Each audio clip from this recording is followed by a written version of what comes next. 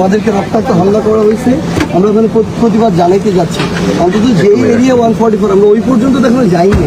আমি একটা বিষয় বলি, সেটা হচ্ছে যে ওখানে আপনারা যাবেন, প্রতিবাদ করবেন, এটাও কোনো সমস্যা নাই। কিন্তু সমস্যাটা হলো যখন কোনো দুর্ঘটনা বা বড় কোনো বিবাদ ঘটার সম্ভাবনা থাকে, তখন স্বাভাবিকভাবে তার প্রিকশন হিসেবে আমরা এই ধরনের ব্যবস্থা নিই। আচ্ছা ভাই, আমি একটা ছোট্ট প্রশ্ন, না কোনো কথা বলবেন না, দাঁড়ান। আমাদের কোনো ধরনের ইনফরমেশন নাই যে কোনো ব্যক্তি কোনো গোষ্ঠী কোনো দলের এগেন্সটে প্রোগ্রাম করা, আমরা যাবো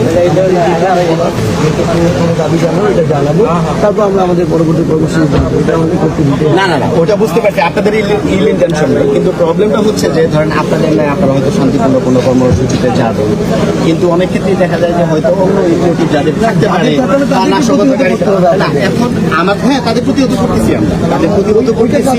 আমরা বিভিন্ন জায়গায় আমি একটু বলি, সেটা হচ্ছে হবিগঞ্জে ওই সমস্ত ইনমোটিভ থাকতে পারে, এই ধরনের ধরনের অনাকাঙ্ক্ষিত ঘটনা ঘটাতে পারে, এই ধরনের লোকদেরকে কিছু করার নাই। বাট তারপরেও আমরা মানে বিভিন্ন ভাবে জানতে পারতেছি হয়তো বা তারা ওই তারাটা কারা?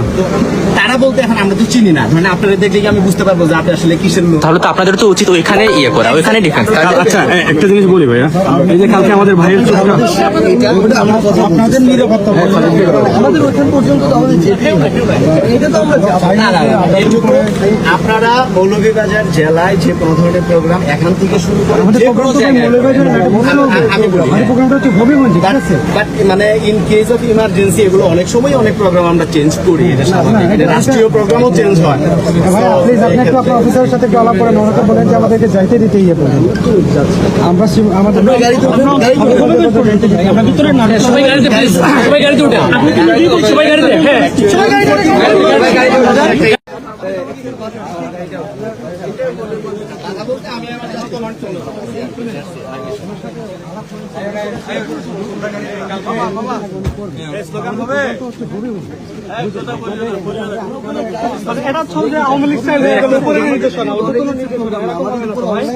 আমাদেরকে রক্তাক্ত হামলা করা হয়েছে, আমরা ওখানে প্রতিবাদ জানাইতে যাচ্ছি।